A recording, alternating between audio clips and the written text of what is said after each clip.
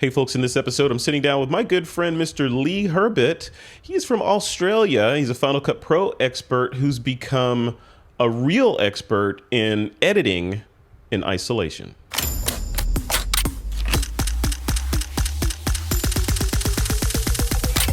This is Twitter. Hey, welcome back to another episode of This Week in Photo. I am your host, Frederick Van Johnson. Today, Lee Herbet is on the show. He's a Final Cut Pro expert who has been using the app since like the early days of the software. I think when you had to start up with a crank or something. Now, Lee is the expert. He's talking all over the world these days virtually. We're going to talk about how his business has changed as an editor that's kind of stuck sheltering in place like the rest of us. Lee Herbet, welcome to the show, man. How you doing? Thank you very much. I'm much like the rest of the world. I think I'm surviving this year. So yeah, we're getting there. Yeah. We're based in Melbourne, so we are now in, I think, week 12 or 13. Time has no relevance anymore of lockdown here. So yeah, it is what it is. It is what it is. So give us the Reader's Digest sort of background story, the first resume paragraph of who Lee Herbet is. So before we dive into the chat. Yeah, the first line, which ironically as an editor, I struggle to keep things brief when I'm talking, because as an editor, obviously your main job is to make sure that you tell your story in the most short and succinct way. But when I'm telling my own story, but so a little bit about me. I have had many hats over the years, but I worked in the Apple world for 10 years. A fair bit of time was that as a Final Cut Pro trainer. But at the same time, I also did a lot of theater and TV and things like that. And so I sort of ended up wanting to do a lot more production work. So I left Apple back in 2013, I think, 2014, and started my own production company. I still focused a fair bit on training because I really enjoy the training side of things. But yeah, so thankfully we've been going from strength to strength, and so I've been doing mostly corporate videos for large and medium and sometimes smaller corporate clients. My passion is really in documentaries because I love telling people stories and learning people's stories, and I suppose that's the high level view of what I do and why I do it. That's cool. And you love this stuff. I mean, you've been editing on, you obviously, as evidenced by the posters on the wall behind you, you are a fan of Apple products, right? And you've been working for Apple, for a while. I think since I've known you, you've been contracting on and off for those guys, right? Yeah, it's yes, on and off. I've been doing stuff for them. Luckily, I get to do stuff I've done stuff for Sony. I've done stuff for a lot of stuff in the medical field. So we've worked for Pfizer, we've worked for GlaxoSmithKline, quite a few local companies here as well. Obviously, you don't always do just the big stuff. But yeah, so I've been doing a lot of corporate, and it's funny, the corporate side of things, and I think photographers might get this quite a lot as well, is that I get quite a lot of friends of mine who are in the field, but they work more in narrative, like they do soap operas or they do movies and things like that. And they say to me, I'd hate to do corporate stuff because you're so A, you're confined, and B, you might not have a particularly exciting product to talk about. And I was like, yeah, but that's the really cool thing for me is I love the idea of, having to look at a widget and go, how can I make this widget cool? How can I find the story and help tell the widget story so that, the people can get it? Like, I was just having a virtual meeting with a client earlier this week, and she was saying that they want to build a relationship with a production company because they don't just want to talk about the speeds and feeds of what they sell.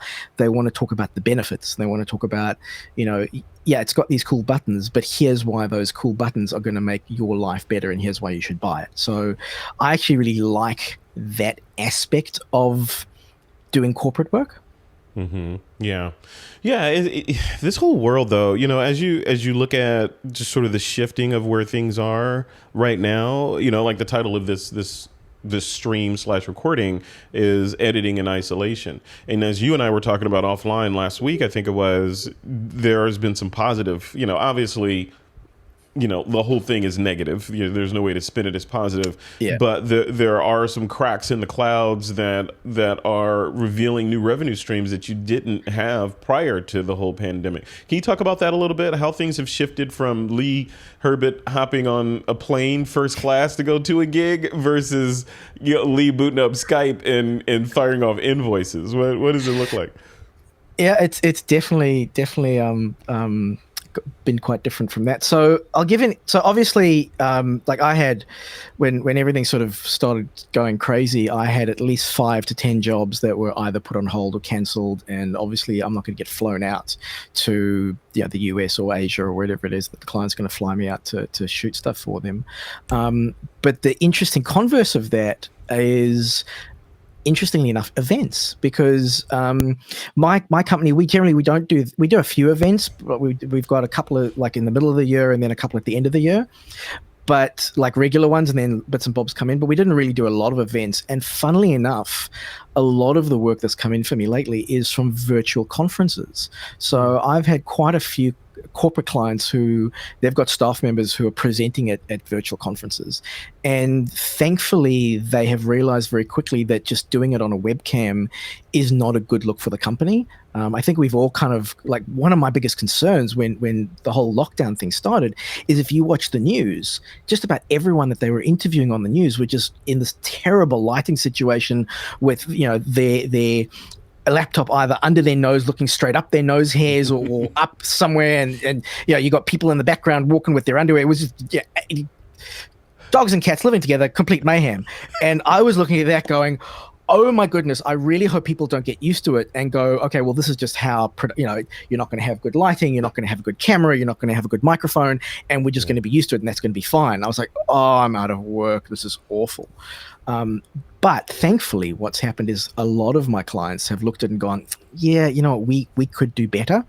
So there's been a fair bit of consulting that I've done. So locally here in Melbourne, between our lockdowns, I worked with quite a few clients who realized that they were going to be working from home a lot more, and I helped them get, even if it was just better webcams or just a little, like, for example, a lot of them, when they could get them in stock, there's this thing called the Elgato Cam Link, but between you and me, there's tons of these, like, for $20 on Amazon that you can get instead of the big fancy expensive ones, which allow you to connect a DSLR or a mirrorless camera into your computer and use it as a webcam, as I am with my A7S III right now.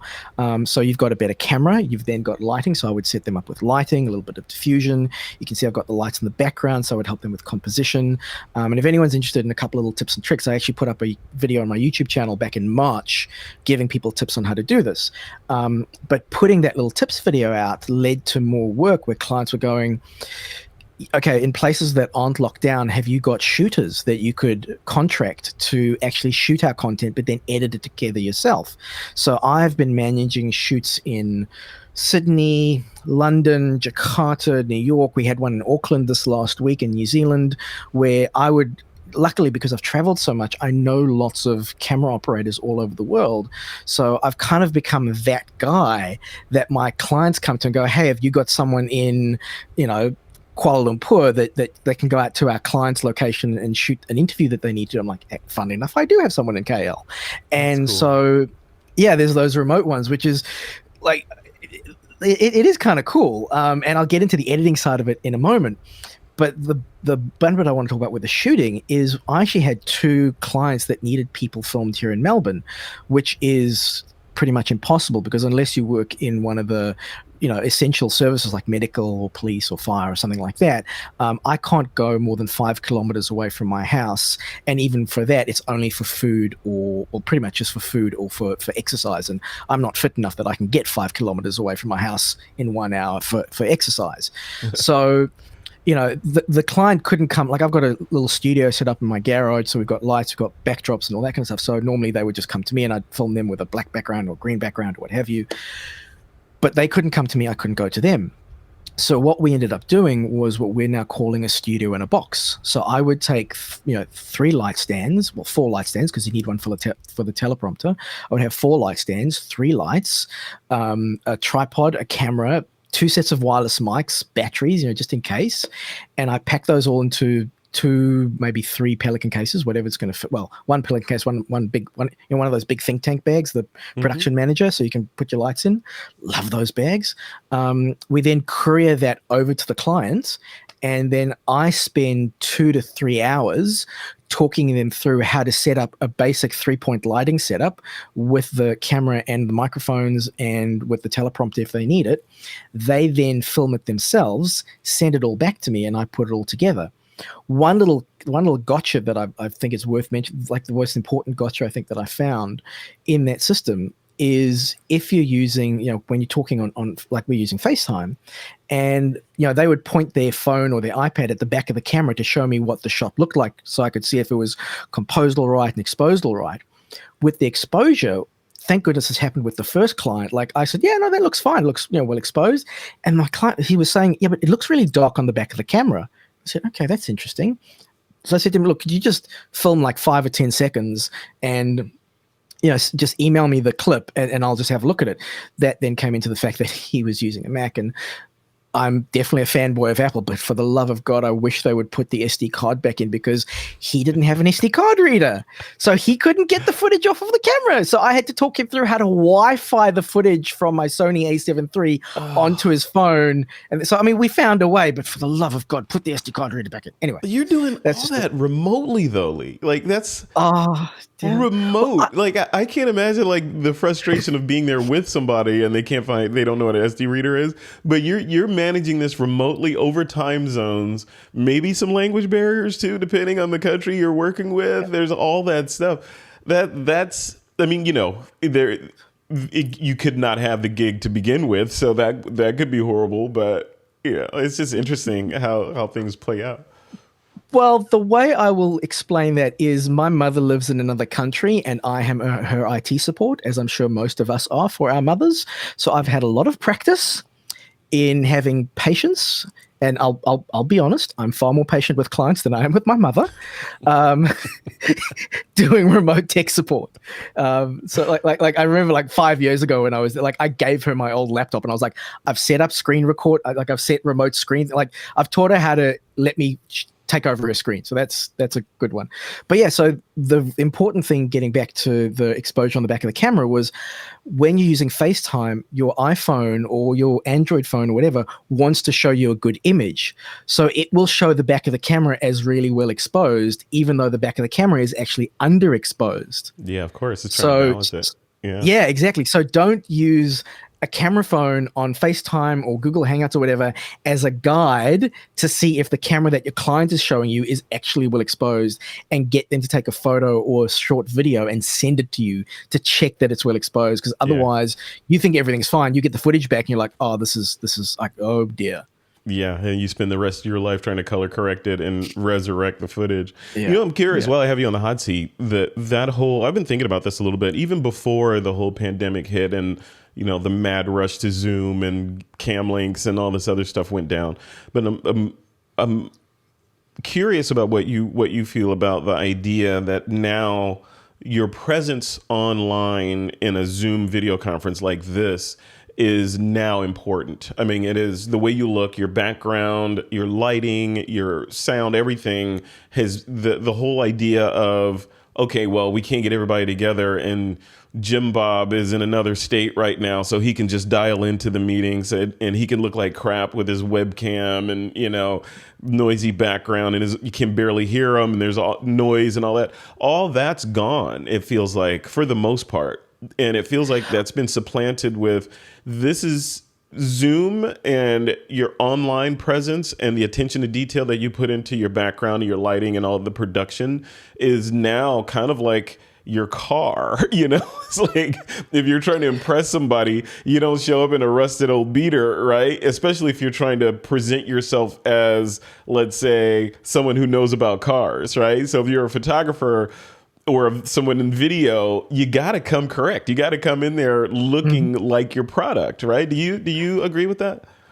I could not agree with you more. It's funny because so a little side story. There was a video producer, this is going back about 4 or 5 years ago, who put himself out there as a business coach for filmmakers, which made sense because niche-y, specialized, whatever. So I signed up to his business coaching sort of thing, and all of his videos were echoey and badly lit, and the content was okay. But I kind of looked and went, you know what? If you can't be bothered to make yourself look and sound good for us paying clients, right? Like, what does that say to me about you? Now, fair enough. I don't think everyone's quite as pedantic as I am, and I'm not.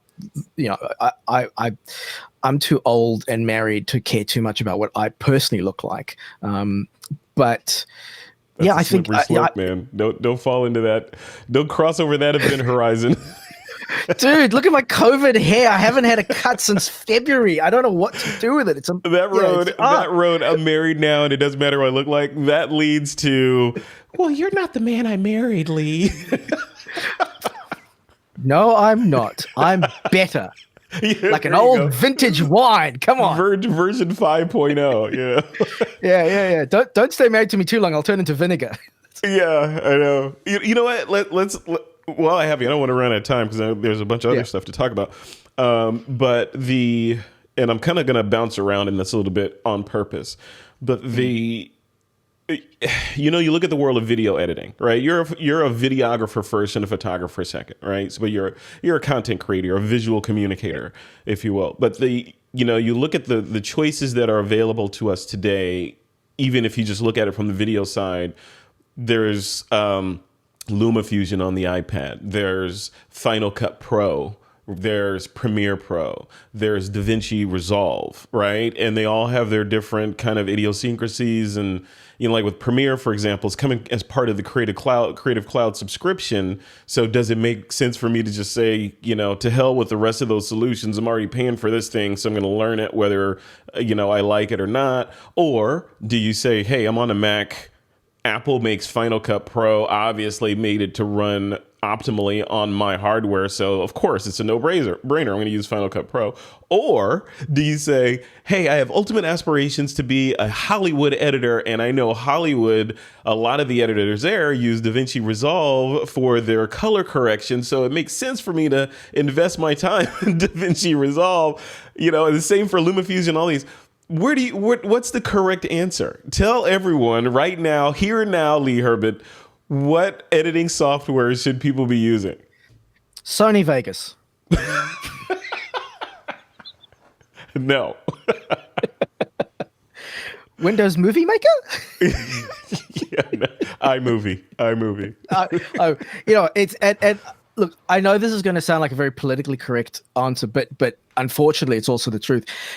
Use what works for you, and I'm blatantly biased. I love Final Cut. I'm very into I'm a certified Final Cut Pro trainer. Been there almost since Final Cut sort of existed, sort of thing. And I love Final Cut. But there is nothing that you can do in Final Cut that you can't do in Resolve. There's nothing in Resolve that you can't do in Premiere, and all of those things. So you're not missing out on any of them in terms of features or in terms of what you can do. It's all about how you do it and what works for you. I'll give you a perfect example. Well, I'll give you a few examples. So Premiere, I think Premiere is very popular, again, because they've got that built-in advantage of if you've got the whole suite, you've got it anyway, so you sort of may as well use it. And one thing that Premiere does exceptionally well is that it integrates very well with After Effects. So if you do a lot of After Effects stuff and you need to go back and forth between your editing suite and After Effects, that little connection between After Effects and Premiere can be really useful. You don't have to have it, but it's handy to have. DaVinci Resolve is fantastic. It's amazing. They're always coming out with new versions and new betas all the time. I'm a bit concerned that they always seem to be beta. It kind of like, either sort of piss or get off the pot sort of thing. But the thing for me, like one of the main, like if I was like if Final Cut Pro disappeared tomorrow, I would move to DaVinci Resolve. Besides this, so first of all, there's the subscription thing where like it just feels like a money pit and you just keep throwing money down it. I'm not a huge fan of the whole. I understand why people need to do the subscription thing, but I'm not a big fan of it. And eventually, there's only so much we can subscribe to until we don't have enough money to keep subscribing. But DaVinci Resolve is amazingly powerful and has got amazing tools built into it. The main thing that I don't like about DaVinci Resolve is that it's very compartmentalized. So you've got your edits window, you've got your color grading window, you've got your fusion window, you've got your sound window. And if I'm busy editing and I'm sort of doing my thing and I'm in my creative flow and I suddenly want to do something in sound, I've got to go out of my edit window and go do it in the sound window. And if I'm doing something in my color grading, if I'm doing something in my color grading window and I'm like, oh, you know what, I've actually, as I'm color grading this, I've realized that I want to just make a quick cut here. Like, to do it properly, I've got to go back into the edit window and, sort of all of that. So, and that's just the way that my brain works. Like that, there's a lot of people who really like that. So think of it, it's almost like the difference between Lightroom and Aperture. I found a big difference between Lightroom and Aperture. God, I miss Aperture. Because back in the day where you were in Aperture, you could do anything at any point in the workflow stage. Where within Lightroom, and in fairness, I haven't used Lightroom for a long time. If I remember correctly, it's you do this in this window, then you go to this stage, then you go to that stage. Is that what Lightroom is still like? Yeah, for the most part. I mean, it starts in the main library where organization and doing all your digital asset management and culling and all that. Then you move over to the develop modules where you're going to do your your editing or your developing, and then on from there. Yeah, but it's mainly, for the most part, it's those two. The rest are printing and bookmaking and maps and, stuff like that probably no one uses. So if your brain works in that way, definitely have a look at DaVinci Resolve. My other thing for people who are new to editing, you open DaVinci Resolve and there's a lot of buttons and there's a lot of windows and it can be very intimidating. Now, there's a lot of really cool online tutorials. Either there's free stuff on YouTube, which hit or miss, take your chances with that. But there's some really good paid for tutorials. You can go. Ripple Training is a great place to go for DaVinci Resolve training. Full disclosure, I know Steve and Mark over there. They're really great guys. So they're mates of mine, but I still recommend them because I loved their stuff even before they were mates of mine. So if you want to learn DaVinci, go there. If you want to learn Final Cut, there's lots of places to go. I'll wink about that later. Yeah, we know there's something coming.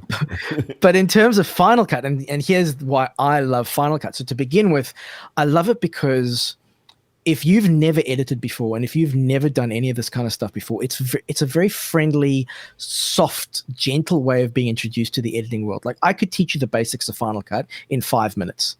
And I could get you up and running and editing stuff in 5 minutes. But we could then spend a week deep diving and going under the hood and digging in and going, oh, cool. Like you've got curves in the color grading stuff and you've got all this amazing, raw workflows and all these so what I love about it is that it's got those almost like those two levels of like you can get into it really easily, but for all the complex deep dive stuff that you want to do, you can do it. And I'm actually going to call you out, Frederick, on something you said where you said, if you're in high-end Hollywood, you look at, they use DaVinci Resolve for their color grading, so maybe they should use that. There have been motion pictures that have been cut on Premiere. There have been motion pictures that have been cut on Final Cut. There've been motion. So it's one of the things, and to be honest, like the thing that's used mostly in Hollywood is still Avid. And one of the big reasons for that is that Avid is still the best application for multiple editors working on the same project at the same time. Like they've got stuff built in there. So, and when you're working on a major motion picture, it's never just one editor. There's like maybe one main editor and then like 4 or 5 assistant editors, and they're passing stuff back and forth. And there is stuff in Premiere that does that. There's some stuff a little bit that does it in Final Cut, and there's a really cool third-party company called PostLab, which has an amazing online tool for collaborating between editors in Final Cut Pro, and they work in Premiere as well. So I suppose what I want to get out with that is that whatever tool fits your own workflow is best, but I'm blatantly biased because I really like Final Cut. The thing that really is amazing about Final Cut is, and again, blatantly biased, is the speed at which you can work, because it's got this thing called the magnetic timeline. I'll explain that really quickly, sort of how that works. Sure. So in pretty much every other editing application, you put your tracks down, put your video clips one after the other. And if, let's say I've got 1, 2, and 3 tracks next to each other, and I want to delete the one in the middle. So I delete the one in the middle, and the ones on either side of it, they just stay where they are. And then if I want to put them, and now there's a gap of, let's say, 5 seconds, if there was a 5-second clip, like if I play that back, it plays my videos and then 5 seconds of silence and then gets the next clip. Does that all make sense so far? Yeah, absolutely. So that's like your standard timeline. In Final Cut Pro, it's got what's called a magnetic timeline, which means when I delete that middle clip, the one on the end sucks in and takes up the space that was left by that middle one. So that just lets you work so much faster in terms of moving things around, and you can attach clips to each other. So I could set like a whole little sequence, and if I'm looking at my edit, I go, oh, you know what? That sequence would work better at the end of my clip. I can just pick that entire sequence up and just move it to the end, and everything just readjusts and retimes to fit what I've done. So the challenge with that is if you're used to the usual way of editing where it doesn't work magnetically, you've got to sort of get your head around it. But if you've never edited before, or you're not that familiar with editing, you pick up the magnetic timeline really quickly, and you can edit so fast. Like, I'm quite well known in the industry as like one of the things that I used to do back in the before times when we could do events is I would do real-time edits for events. So, for example, like a fashion show or something like that, they would be filming stuff, and within half an hour of the footage being given to me, I'm handing them a highlights reel. And they so like there's this one corporate gig that I've got every year in June, or used to. Hopefully, we can do it again next year, where we would have 5 interviews throughout the day, and so each person's giving a 1-hour presentation, and I would get to interview them I would interview them for 15 minutes. Then they would do a 45-minute presentation to a bunch of judges, and I've got camera operators filming B-roll while I'm editing the interviews. And by the end of that day, I would have 5 highlight reels of each of those people to show at the awards ceremony that night. Wow, just that quickly. And yeah, and look, it's not like I'm I'm just relaxed. Like it's a stressful day because it's not easy, but that's all done. And I don't think I could do that in any other application other than Final Cut. Yeah, it's interesting because it's like I think you hit it right on the head with when you said it depends on when you're coming into the game, right? Because if you're one of those seasoned editors that's been editing since the days of using X-Acto knives and splicing clips together, if you came up that way through Avid, and then you're used to that non-magnetic timeline workflow, and then Apple comes in with their bowling ball of magnetic timeline and a whole not a radically different metaphor, but a different metaphor.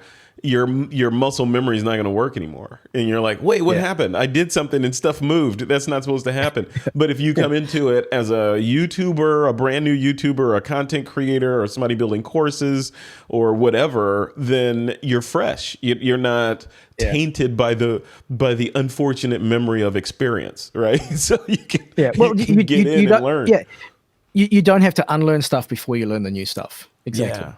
Yeah, no, I love that. I love that. See, this whole world there's so much stuff that you can do these days that you couldn't do just a couple of years ago. Like, for example, you mentioned editing on the fly at those events and sort of presenting the client with the finished product the same day, maybe during the event. The event's still going on, and hey, here's your edit. My question would be, you can do that, but why not live switch, right? Like these days they have the ATEM Mini Pro from Blackmagic and a number of other competitors where you can just edit on the fly by pressing buttons and then polish it and then push that out. What's your mindset behind, doing a live edit? Well, I think in that particular situation, the end product is very different. So because how it worked is basically I would sit in a room next to the judging room, and they would come, and I have a little lighting setup. They would come in, and I would interview them. Oh, why? So basically, what it is, it's an award that you can win in the retail industry here in Australia. It's like a really huge award, and it's very prestigious. So these people have been nominated as potential winners, and they're each coming in to do a 45-minute presentation to like the CEOs of Coca-Cola and Walmart and things like that about how they think the retail industry is going to change, or an idea that they've had, and they're going to be picked as the winner on the night. And so I'm doing a little 15-minute interview with them on the way in. I'm doing a little 5-minute interview with them on the way out. But then they're doing a 45-minute presentation. But the highlight reel that I need to supply at the end of the day for each of these needs to be about 1 minute to 2 minutes. So if Okay. you were trying to do that live, it just wouldn't work like in that No. particular instance because it needs to be a polished and it's being recorded separate. Like I'm recording the interview in one room, but the B-roll is being recorded in another room. Oh, and by the way, we are live streaming them at the same time. So I've got two camera operators in that room. One of them's handling the live stream. So he is doing sort of like live streaming and switching and bringing in titles and stuff like that. And then I've got the other shooter, and she's shooting B-roll of the person presenting, the judges, hands, lots of details, stuff like that. If anyone wants to go and have a look, it's called the Joe Berry Award, so you can go and have a look. We did it. I think their stuff's still on their YouTube channel. The last 2 years we did it. 3 years ago we didn't because I was in Canada and they couldn't get hold of me. And long story, and we did it the year before. But anyway, so But yes, so you can see what the end result looked like and sort of realize that each one of those videos was edited in about half an hour. Like I've got about half an hour to edit those, and that's including ingesting the footage, color grading, getting the sound, obviously I try and pre-build as much as I can. Like I find a song for each one of them beforehand. I build the titles and all that kind of stuff because I know their names. So that's all sort of stuck in there. So you get all that stuff ready. So you have a plan, and absolutely. You have a plan, and you're basically. How far does that plan go? Like, do you have a pre-built project that's to the time that says, okay, here's a placeholder for this. All I got to do is replace that and this, and then you just go in, because that's kind of how I do these shows. I have a pre-built template with the music and everything on there, and I just drop this here recording into it, make sure the audio is compressed and good to go, and output, and I'm done. Right. Yeah, absolutely. So I've got the library built. I've got the projects for each. I've got their names obviously before I know who's coming in. So I've got an event set up for each one of them. I've got a project for each one of them. I've got the intro title. I've got the closing title. I've got the music down, and then I can just. Again, this is the amazing thing about Final Cut, because I can just bang, bang, bang, bang, chuck stuff in, keyword a few things while I'm doing stuff, and particularly think about keywords.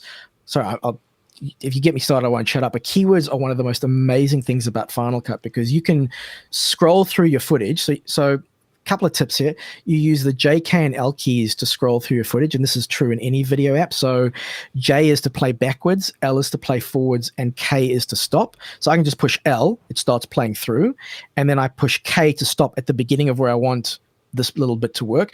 Then I push I, because I is directly above the K key, and that puts an in point. I can then push L to start playing forwards again, and I can push J and K and to move around. And then when I find the bit that I want, like the end of it, I push K to stop again. I push O to put an out point, and then I push the E key, and that just chucks that onto my timeline. So I can very quickly just scroll through all my stuff, find in and out, in and out, in and out, chuck it in out, chuck it in out, chuck it in. But then the beauty of it is that once it's on the timeline, this is the beauty of the magnetic timeline, is if I'm going through it and I go, you know what, the third thing that they said would work better if it was the second thing that they said. So I can just pick up the third clip, move it to where the second clip is, and the second clip's going to flick across to where the third clip was, and they just automatically switch over.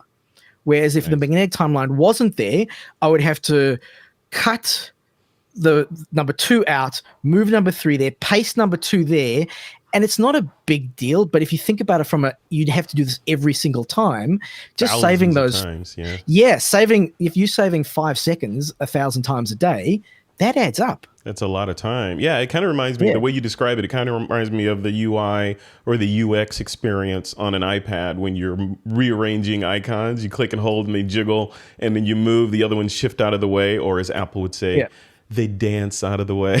It works exactly like that, but a lot easier, because it doesn't flick over to the next bloody screen, and then you're like, oh, come back. Yeah, I know. Yeah, I was just doing that earlier today. As we wrap this up, I want to close off with. I know you have a course on Final Cut Pro coming out. I want to talk about that a little bit. Before we do that, though, I know I have actually 2 or 3 friends that are about to start YouTube channels and start doing online interviews. One of them's in the chat here. I think he may still be in there. Low Base Guy is considering doing interviews online and sort of getting that piece dialed in. He's on Windows, right? So he's not going to be using Final Cut Pro or anything. But for just generally speaking, platform agnostic, what are some tips for people that want to start upping their game, either like this for doing interviews like this, or just in, day-to-day video conferencing and working from home type stuff? What are some tips from the pro? So I suppose number one is content. Content is king, and so there's got to be a good story. It's got to be interesting, all that kind of jazz. But the most important thing before it looks good, it's got to sound good. So absolutely make sure you've got a good microphone, and if at all possible, try and get the person you are interviewing to have a good microphone. Now, I happen to have, and I've got 4 of these sitting down here magnetized to my desk. If you can get one of these, hold that up again. What is that? Well, this is called an Instamic. And so this is basically a little wireless. Well, it's 2 things. It's a microphone. So it is a stereo waterproof microphone. So you can chuck this onto a boat. You can chuck it onto a car. Really cool ways of attaching it. It's got this little magnetic connector. So I can just put one side inside my shirt, put the other side on top. And hey, presto, I've now got a little lav mic on me. And so it's really powerful magnets. Like this will, it'll hurt you. So a couple of things. So this has got 8 gigs of internal storage. So you can just push record and it starts recording on the person. So you just push record, put it on them. And then afterwards it's got a little USB port on the bottom. So you plug it into your computer and get the audio file off. So and these are, I want to say like $180 US. What's that called again? What's the name of it? Instamic. So like Instagram, Instamic. I think the website is instamic.io. I am like, I should get a commission. I love these things so much and I talk about them whenever I can. I had a project that I was working on earlier in the year where we were filming a pilot for a TV show entirely on iPhones. And we were using these as sort of backup microphones.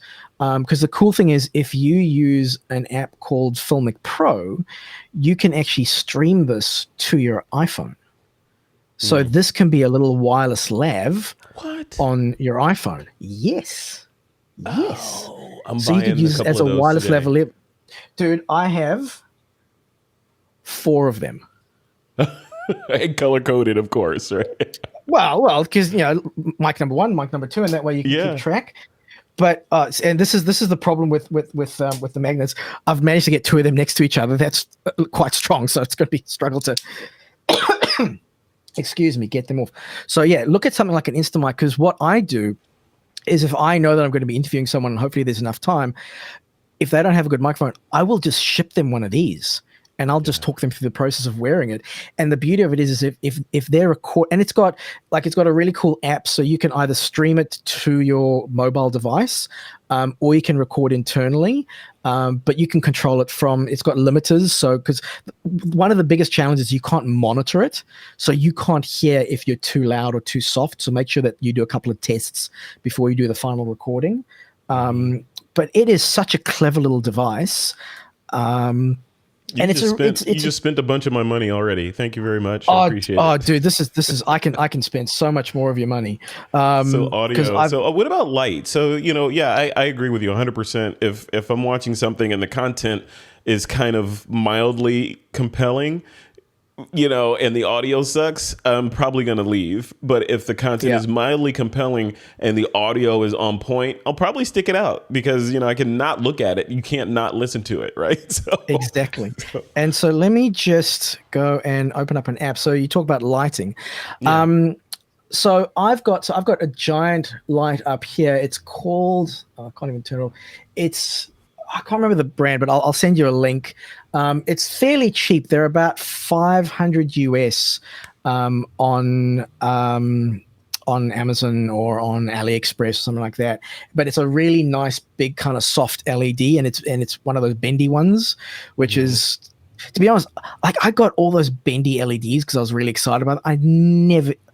Not never, but very rarely do I use the bendy feature. But having small LEDs is really handy.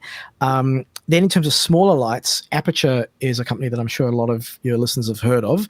So for example, on the side here, on the other side, because if you look, there's a little bit of darkness on the side. So I've been lighting myself with an Aperture MC, which is this little light. It's got a little softbox on it. The really cool thing is it's magnetized. So I'm just magnetizing that to my light stand. And so that's just giving me a little bit of fill over on my left-hand side.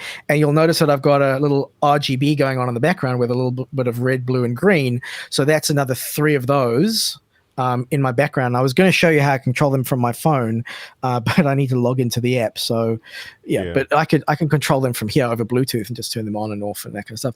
One thing to be aware of with the Aperture MCs, I wouldn't use those as my main light. For online interviews, they're fine, but their throw is not very good. So once you get about half a meter to a meter away, they drop off real quick. So they're really not bright past a meter away.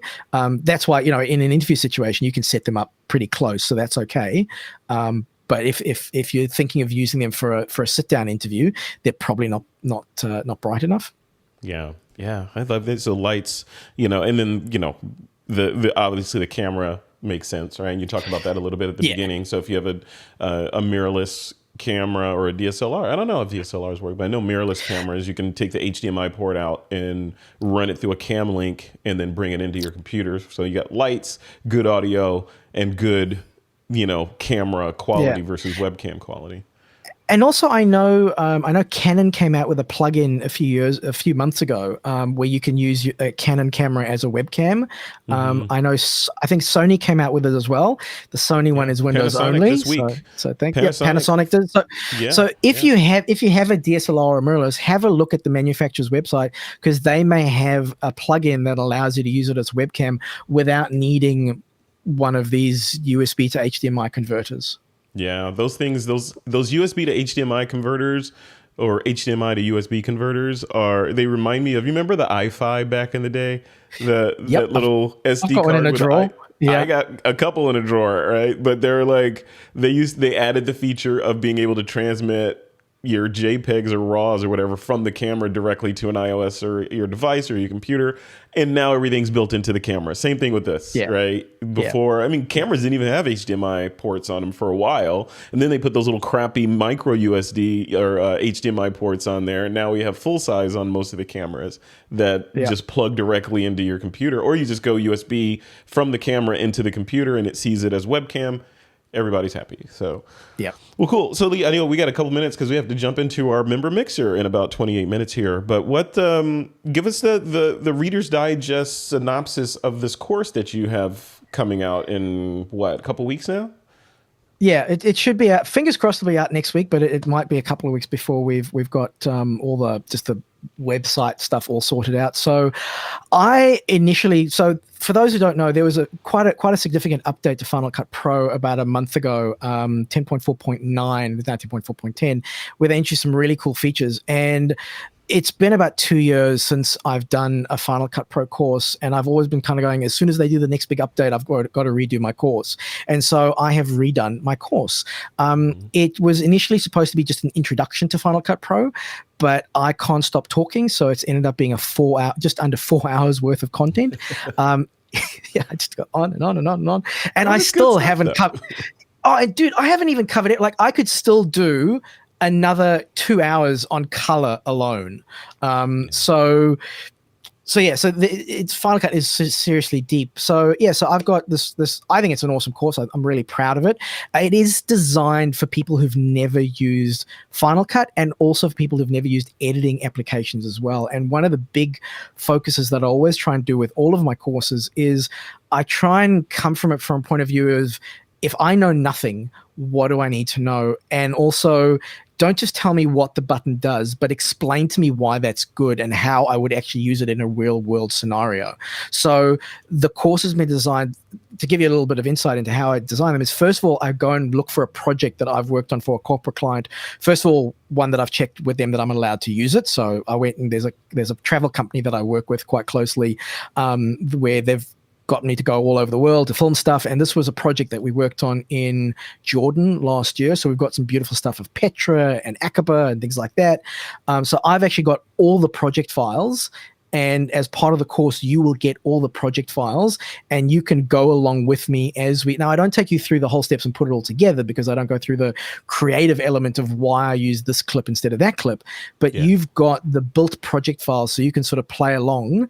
And because I know different people, some people learn just by watching, some people learn by doing, and I've tried to sort of cover all of those aspects in the course. So if you're good at you just want to watch me do it, you can do that. If you want to play along, you can play along. You've got the footage to play along with. And I cover pretty much everything from just an introduction of here's what the interface looks like to here's a basic edit, here's some more advanced editing tools and tricks, color grading, green screening, multicamming, working with effects, working with titles, working with speeding up, slowing down stuff, how to export, looking at some of the new features. Like they've got some really cool features with working with proxy files, and they've got a really cool stuff. If you're working with vertical video, there's a really cool function in the new version of Final Cut where it will automatically look for what's happening in the clip. Like you've edited something to go on YouTube, so it's 16:9, but you need now to make a vertical one. You can just say duplicate this and create a vertical version, and it will try and center stuff for you, and then you can very easily go in and readjust it if you need to. So there's some really cool stuff in there, and I obviously show you how to do that. So yeah, I'm really excited. Yeah, it was a lot of work. But I'm really proud of it, and I'm really happy with it. I try and put a little bit of humor in it, not too much because it's mostly dad jokes. But people may not know this. I know you don't know if you remember. You told me I don't know, half a decade or so ago, you used to be a comedian in a previous life. So I know some of that comes through, right? I can't help trying to be a wise ass. It's just in my nature. But I used to get paid to do it, which was nice. You did. Yeah, a professional the gag comedian. Well, that's it. The gag I say is, I used to be a professional comedian. I'm not funny anymore. But it's. It's interesting. You mentioned that you put the whole project in there so people can mess around with it and with professionally shot footage and all that. That reminds me a lot of Apple with GarageBand and how I think they have full GarageBand projects in there from people like Billie Eilish and other famous accomplished musicians, and you can see how they've laid out their work in a GarageBand UI, and then play around with it to get your brain around what that artist was thinking, or at least what that producer was thinking when they put that together. And in your case, what is the editor thinking? How does a professional editor lay out a project from start to finish so that they can sort of fit that into their mindset and their workflow? So I think that's really helpful. Well, funnily enough, if you want to take an even deeper dive into that, I've got a different course. So this course is actually going to be with a company called Creative 111. So their website is Creative 111. I'll give you a link so you can put that, because we've got a landing page for the site already. And we've got a discount code actually as well. So for your viewers, if they are interested in getting the course once it's up and running, they can use the discount code that we will put in the show notes, I'm presuming. Is that cool? We'll put that in the show notes. It will actually flash up on the screen in post-production in Final Cut. So. Oh, the magic of movies. Next to your head right now is the discount code. Yeah, right. So have a look at this discount code right here, and you can use that for 20% off for the course once it's out in a week or two. But if you wanted to know more about the actual thinking behind why an editor puts this clip here and not there, I've got a course on visual storytelling on rippletraining.com. So if you go to rippletraining.com and search for their production courses, I've got a course in there about virtual storytelling, which I did for them 2 years ago, but it's still completely valid. And I went through like a corporate edit that I specifically shot for this course and said, here's why I use this clip and not that clip, and why we did this. And so I go through the whole motivation of, the clients told me that this is important, so I need to focus on it. Even though this clip might not make sense for the story that much, I need to find a clip that talks about this because the client has said this is an important thing to talk about. So I look also very much at the business side of things. Mm-hmm. But if you want to know what buttons to push, check out the Final Cut course. So lots of options for people. And where is it going to be located? If people, obviously we'll have links to it in the show notes and in the blog posts, et cetera. But if they want to go see your stuff right now and kind of get their brain around the world of Lee, where should they go? So two places. Number one, the courses that I have up already are on rippletraining.com, and this new course is going to be going up on creative111.com. So it's the word creative and then 111, the number 1.com. And then you can just look down under the courses, and it's in there under the courses. Excellent. And we'll put a link down here. Yeah, there you go. Wait. See, I'm getting the hang of this. Let me put your camera back up. There you go. Right there. We'll put the link down here. Those are, just so you know, there's two screenshots that are going to be meme worthy. So, oh dear. The one with Lee kind of do it like this. They can put whatever they want in there. So. Oh wait, hang on, wait. Let me, because I did like commercials and stuff when I was a kid. So let me show you. Let me show you my best. I call it my Pepsi face.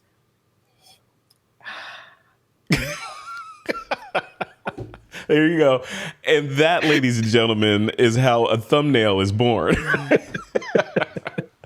All right, Lee. Well, let's cut this off right here. Thank you for coming on. I appreciate it. I appreciate you coming on. I always learn so much. Every time I chat with you, I learn a little bit more about Final Cut and editing and all that. I think last time you dropped some nugget on me that changed my entire Final Cut workflow. Thank you for that. Oh, I'm so glad that was good, because it's a great shortcut.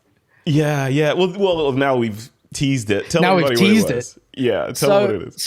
So this shortcut, this will change your life, everyone who you don't know about the shortcut already. So if you are in Final Cut and you want to, let's say you've got a clip and you want to cut off the right-hand side of that clip and then delete the right-hand side, a lot of people who've just learned from either doing or messing around or on YouTube, because some people don't know what they're doing on YouTube, will go, they'll push B for blade, they'll create a blade, they'll cut the clip where they want to cut it, then they'll push A for the selection tool, select the bit that they want to get rid of, and then click delete, which is doing the hokey pokey and turning yourself around.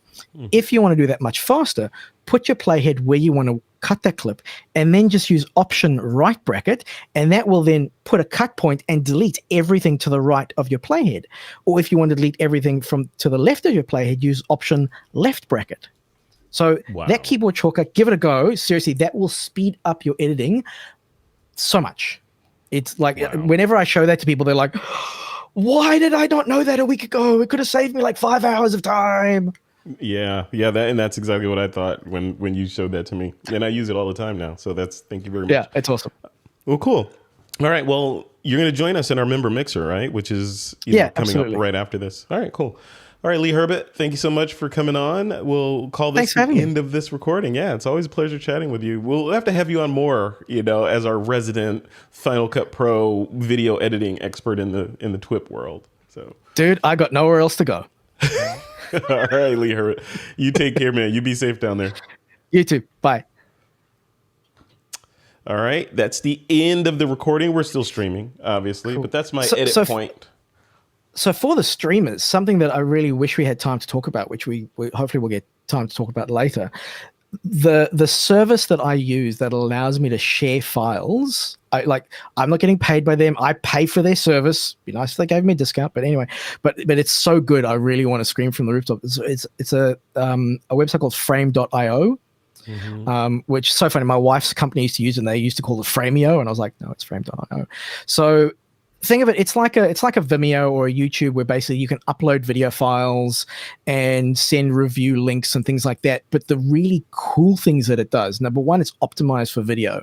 And why that's important is that I have had so many clients try Dropbox or other things, and as soon as you get a file bigger than about 100 gigs, and video files can get bigger than 100 gigs, it struggles. Like I try and download it and it fails, or it doesn't upload or whatever. So I've uploaded 500 gig video files, which are like ProRes RAW 4K huge files. A single file that is 500 gigs onto Frame, no issues whatsoever. So that's number one. But then in terms of, also they've got really good built-in security and privacy. So I work with some big clients who don't want to share their stuff, and we've signed NDAs and all that kind of stuff, so you can password protect and all that kind of jazz. But the feedback is amazing, because so I send a link to my client starts watching it within the Frame web link. as soon as they hit pause and type a comment, that comment is now linked to the time code of where they paused. So when they pause and go, hey, Lee, can you stop him from saying Steve? I know it's where he says Steve, exactly where the client has paused it. So no and they can nothing. No guesswork. Like they're going, oh, at 5 minutes and 43 seconds, can you remove the donkey? And I'm like going, there's no donkey at 5 minutes and 43 seconds. What are you talking about? Yeah. Because time code is sometimes different on different apps, which is so there's that. Oh, I'm sorry. Go ahead. You can also annotate, so they can actually draw on the screen. So if they go, oh, I don't like the purple on this guy's t-shirt, can you change the color? They can actually draw on the t-shirt.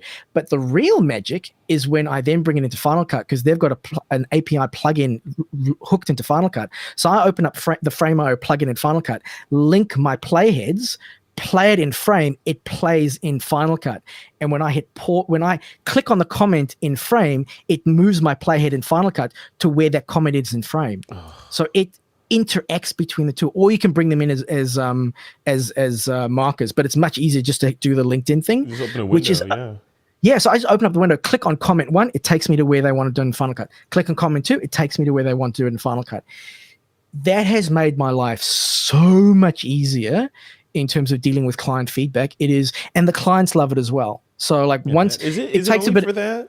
Is it specifically for reviewing? Like when we were talking about different software packages, we were talking about Avid, and one of the main benefits of using a software package like Avid is multiple editors. So does Frame.io allow you to do something like that, but within Final Cut? Not really. Frames. It's more. I mean, Frame is really good for sharing files between editors, but in terms of sharing projects and stuff, it's not specifically. Have a look. PostLab is definitely the one. Like PostLab is specifically designed for collaboration. So, and PostLab have got their own online, like you can share your files through them, or you can share them through Frame or whatever. So I share my files through Frame, but I collaborate through PostLab, if that makes sense. Because files and project files are sort of different sort of beasts that we're talking about. And Frame does work with Premiere as well. So it doesn't, or it does? It does. So I haven't used it, obviously, because I don't use Premiere, so I don't know how well it works, but they do work with Premiere as well. Okay. So That's cool. Definitely I could not, basically, I don't think I would have made any money. Like I could not have worked this year if Frame didn't exist. It's as simple as that. But there are other alternatives, right? Frame, There's competitors out there. And I wonder, like, are they the leader, do you think? Yeah, Whipster is more of a... It's something like, I know Whipster, I want to say Whipster is more for, it's like a marketer's version of Vimeo, where, you upload your video and do call to actions at the beginning or the end, or email gates. Okay, those sorts of things, but not for this. Yeah. I know, but it's something, I know what you're talking about. I think it's similar. It's a similar name to that. So there are other services. For me, Frame. I mean, there's a couple of reasons why I use Frame. Number one, because I found out about it because of its integration with Final Cut. So that's how I found out about it. And I'm one of those people where, like, I'm old and I'm comfortable. Like, I'm happy to look at other services, but once I find one that works really well, like, life is too short for me to go and look for, like, this works well. It's not cheap. Like, I mean, so I've got 500 gigs worth of storage, and I think that costs me about $440 a year. So it's not cheap, but dude, one job and it's paid for itself, So I don't, but more than paid for itself, sort of thing. So it's a tool. It's a tool that I use for work. So I have zero problem paying for tools that let me do things that I couldn't do before. In fact, I want to pay for them versus them being free. And then they go away, or they try to monetize you somehow. I'd rather just absolutely, have that upfront relationship. I'm going to give you money, you're going to give me value, versus you're giving me something for free, and then you're going to try to monetize me some shifty way on the back end. So yeah. Well, cool, man. Well, let's end this one. Thank you, everyone, for showing up in the chat for this. This is awesome. This is a little, I think it went pretty smooth, but this is a little rough because this is my first time using this brand new beta version of Ecamm Live. But dang, it works great. So I'm glad I could be your guinea pig. You were my guinea pig. You were canary in the coal mine, guinea pig. I don't know, petri dish. One of those. Small and wide. That's me. Yeah. No, I love it. Well, cool. All right, man. Well, thank you, and I'll send you a link to join us in our mixer shortly. Cool. And I'll see you in a few minutes. Okay. All right. Thanks. Bye, everybody. Thank you. Bye.